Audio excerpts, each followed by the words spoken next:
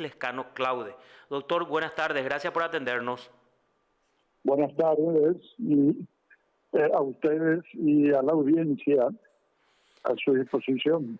Doctor, a ver, vimos tu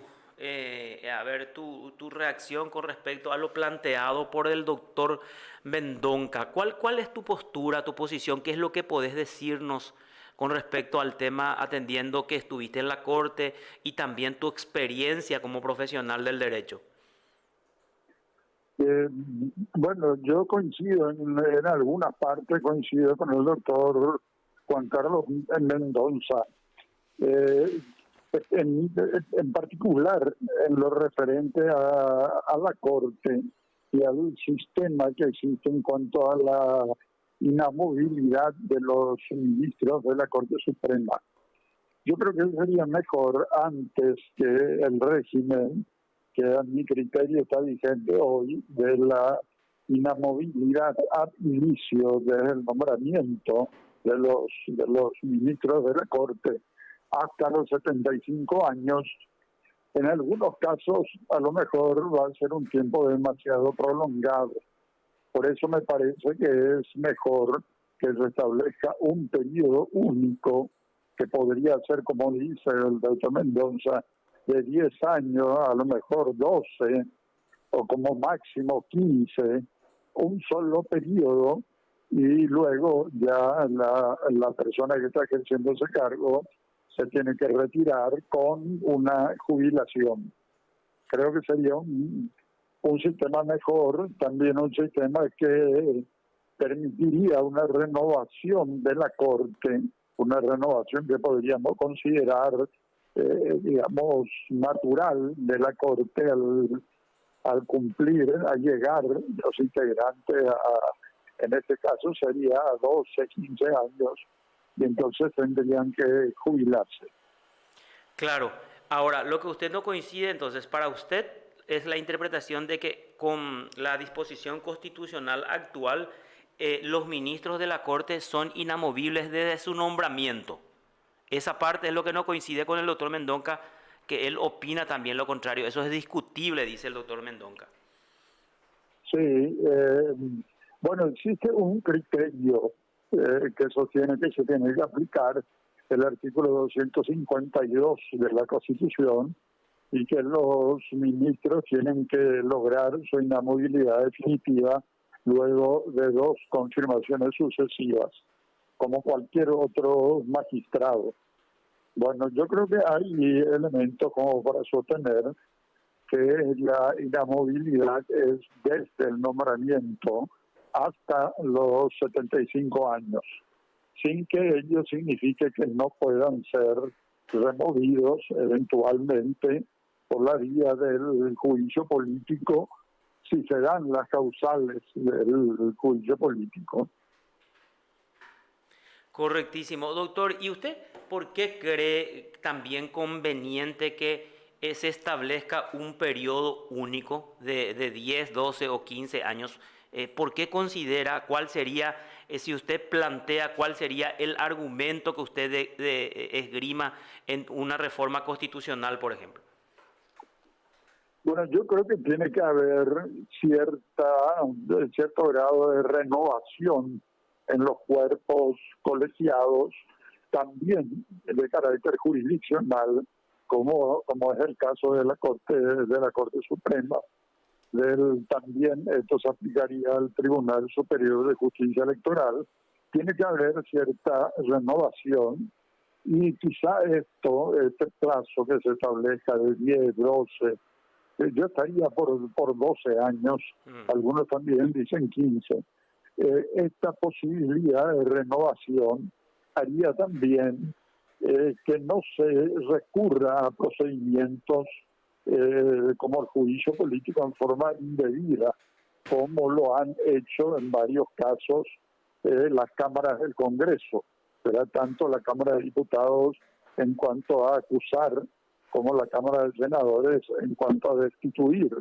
Por eso yo creo que eso, en cierto modo, quizá calmaría ese ímpetu de los políticos por cambiar la Corte, si la Corte ya, digamos así, en forma que podríamos decir natural, se va renovando por el vencimiento del periodo que corresponde a cada ministro.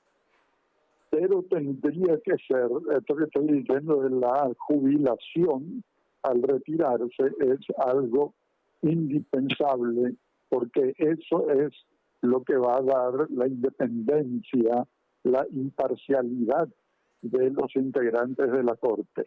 Es decir, ya no van a estar pensando qué hacen después de los 10 o 12 años, sino que van a tener una jubilación, lo cual les va a permitir actuar con absoluta independencia e imparcialidad. Yo creo que eso también sería conveniente respecto de la independencia de la Corte y del Poder Judicial en su conjunto. ¿Y usted cómo ve esta Corte actual, doctor? ¿Cómo ve el Poder Judicial, la Corte? A ver, ¿cómo nos puede definir? Porque le solemos ver incluso por los pasillos.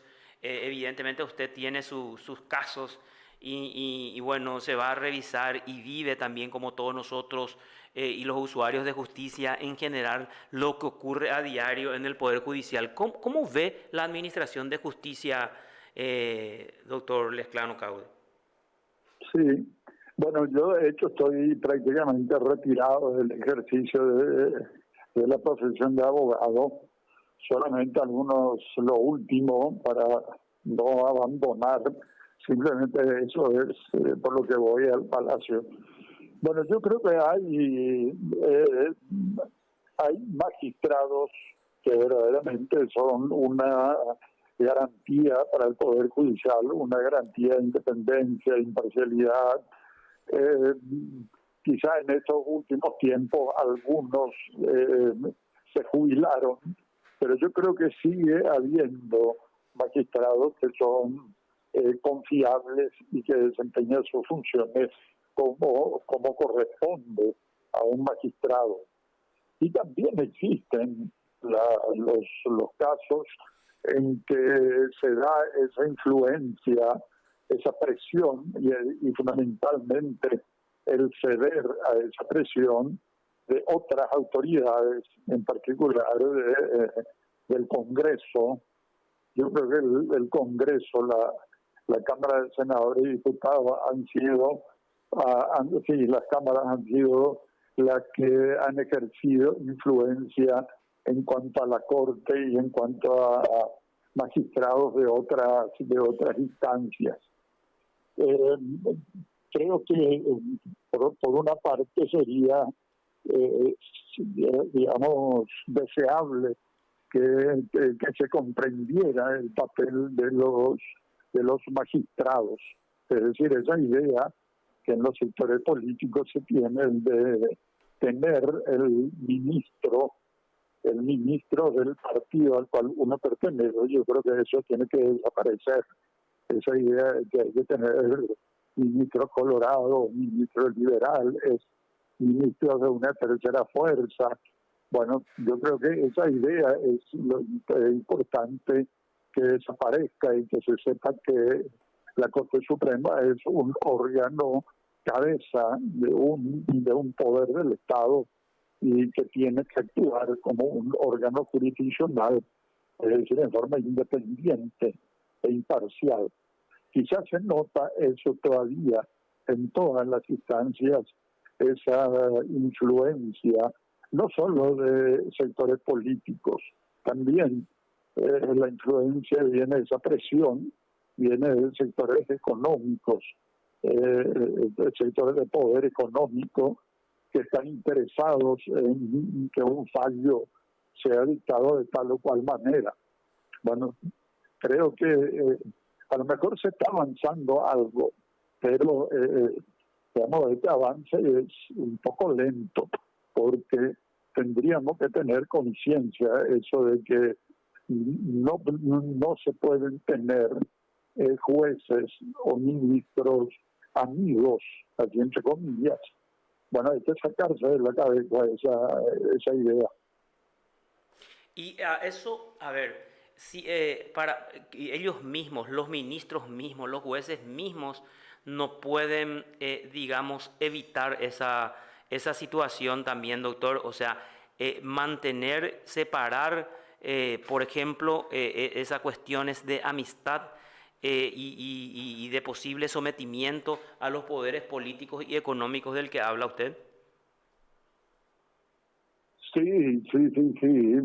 Yo creo que es posible, eh, pero muchas veces eh, un magistrado, por ejemplo, un juez de primera instancia, está solo ante un caso, que a veces es muy importante y el magistrado está solo. Yo creo que en ese caso se necesita el apoyo, en particular, de la Corte Suprema de Justicia, que apoye la, que apoye a ese magistrado en cuanto a la decisión que va a adoptar. Es decir, un apoyo en cuanto cabeza del Poder Judicial, no en el sentido de intervenir en el caso que tiene a su cargo un magistrado de primera instancia, porque ese magistrado, como autoridad jurisdiccional, es autónomo en cuanto a las decisiones que va a adoptar. Pero a veces se necesita ese apoyo que verdaderamente es un apoyo político en el sentido de que viene de la cabeza de un poder del Estado. Apoyo, digo, en el sentido de que la decisión que adopte no va a significar directamente que el magistrado sea sometido al jurado de enjuiciamiento de magistrados. Un apoyo político institucional muchas veces es necesario. Y ahora justamente tocaste el término ahí de jurado de enjuiciamiento. ¿Cuál es su opinión, doctor, con respecto al jurado de enjuiciamiento de magistrados? Bueno, y el jurado, yo creo que muchas veces se ha excedido verdaderamente a yo no sé si hasta hoy siguen estas prácticas, pero anteriormente, por ejemplo, se sometía al jurado de enjuiciamiento a un magistrado de primera instancia por la sentencia en primera instancia que había dictado ese magistrado. Ya se pedían antes la copia del expediente, se analizaba la sentencia e incluso había por lo menos una amenaza de ser sometido a enjuiciamiento ante el jurado de enjuiciamiento de magistrados. Eh, bueno, yo creo que eso es incorrecto, ¿verdad? Porque una sentencia que todavía está sujeta a revisión por órganos jurisdiccionales de instancias superiores no puede ser motivo de un enjuiciamiento ante el jurado. Tiene que estar firme, tiene que tratarse de una sentencia que, digamos, respecto de la cual, por ejemplo, un tribunal de apelación haya declarado la nulidad de esa sentencia y no solamente quizá un solo caso.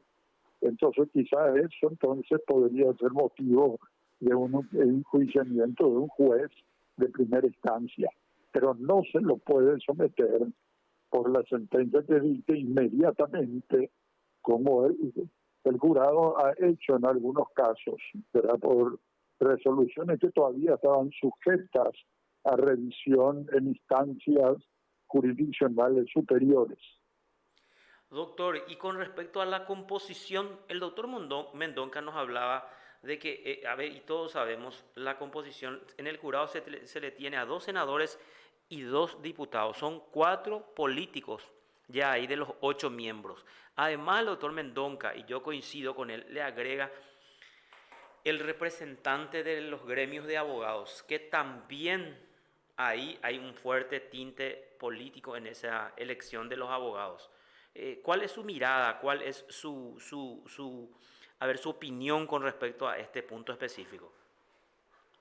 Bueno, sí, también en eso coincido con el doctor Mendoza, porque esa integración con 2 senadores y 2 diputados, es decir, 4 integrantes que tienen un origen político partidario, es ya demasiado.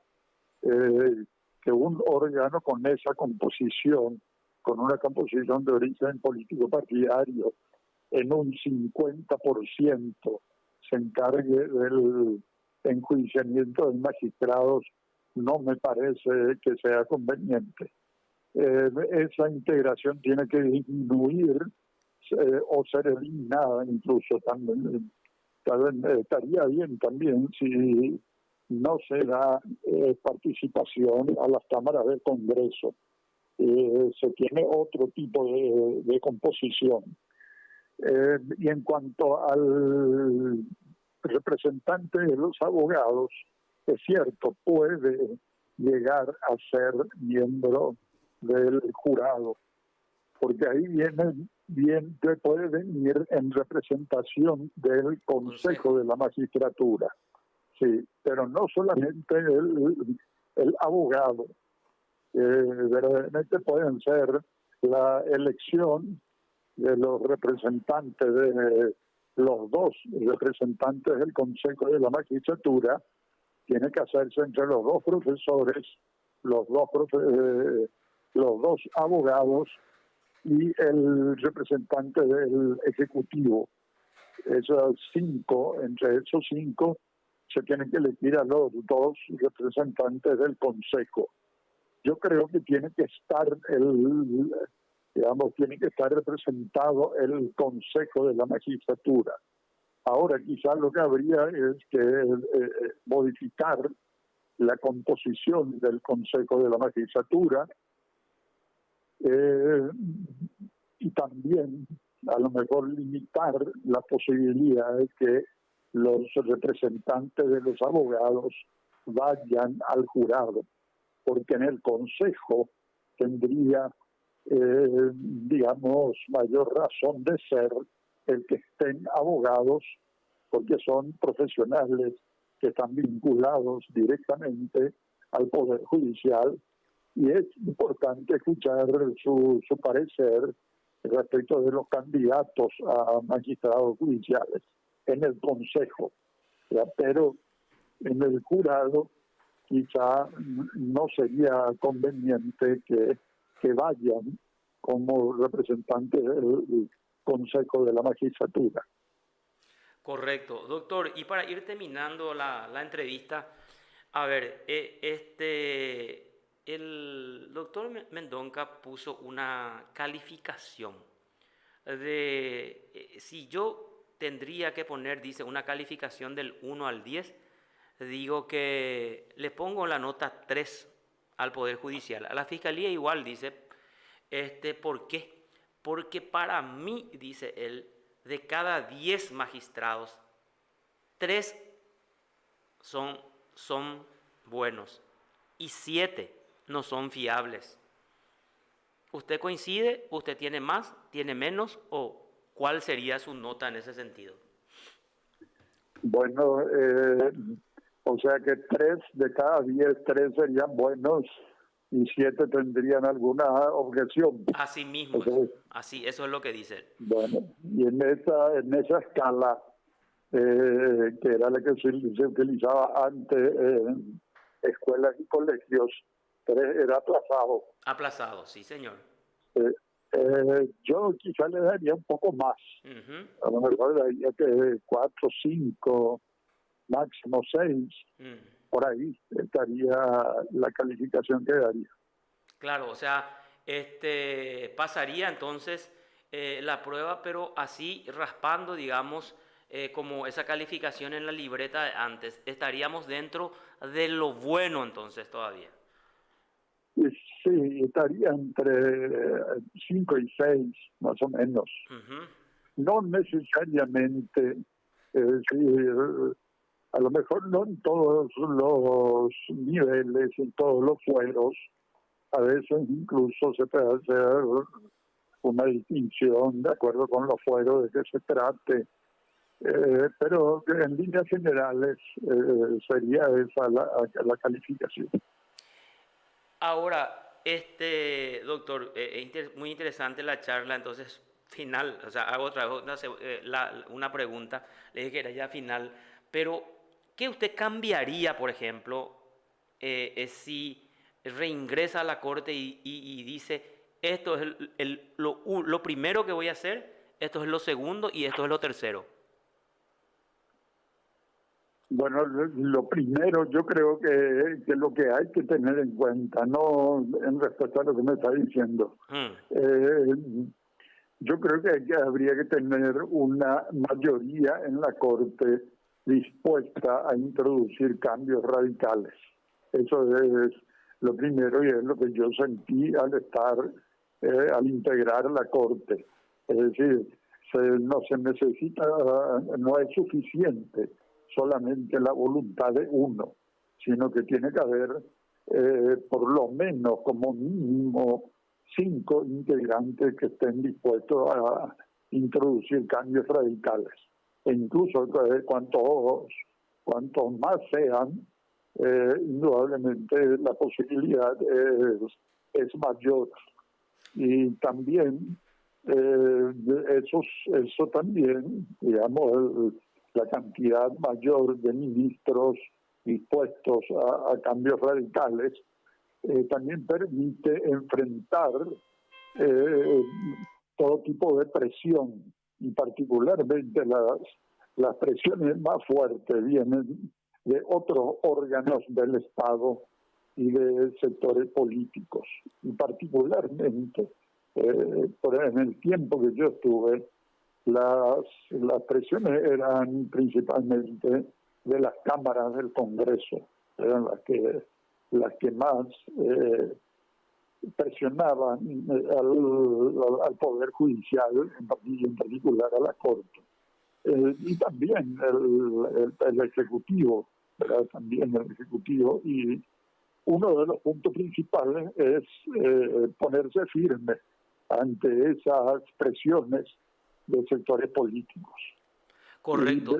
Y otra cosa, Sí. quizá también las presiones que puedan venir de sectores de poder económico también es algo importante. Correctísimo, doctor. Y si usted tiene esa mayoría, cuando usted dice lo importante es que haya una mayoría que quiera hacer cambios radicales. O sea, coincidimos todos entonces de que deben haber cambios radicales en el Poder Judicial. ¿Y nos puede dar un ejemplo de un cambio radical que usted propondría para esa mayoría? Bueno, tendría que ser quizá renovación en las distintas instancias. Lo que pasa es que se tienen que respetar también, se tienen que respetar las disposiciones constitucionales y legales. Mm, Es decir, si se trata ya de magistrados que están en ejercicio de sus funciones, pues se tendrán que aplicar las disposiciones legales para sustituirlos. Pero esperar, se tienen que, si es que hay mal desempeño o comisión de hechos punibles, pues bueno, serán destituidos. Pero si no, se tiene que esperar hasta que concluya el periodo para el cual fueron designados. También está el problema de magistrados que ya tengan una movilidad definitiva, que solo pueden ser removidos por el jurado de enjuiciamiento. Yo creo que un punto de partida sería sustituir algunos magistrados, pero esto, respecto de esto, tiene muchas dificultades, ¿verdad? Porque yo tampoco entraría en el campo de presiones de carácter político respecto de magistrados buscando que renuncien. En todo caso sería como fruto de de conversación, de que estén dadas las condiciones para que se jubilen, cosas por el estilo, ¿verdad? Pero un primer punto sería el renovar la integración tanto en primera instancia, tribunales de apelación y pues, también la Corte Suprema. Correctísimo. Doctor Lescano Claudio, fue un gusto conversar con usted. Muchas gracias por el tiempo que nos ha dispensado, doctor. Muy amable. Igualmente, a sus órdenes y un cordial saludo a ustedes y a la audiencia. Gracias, doctor. Hasta luego. Hasta luego.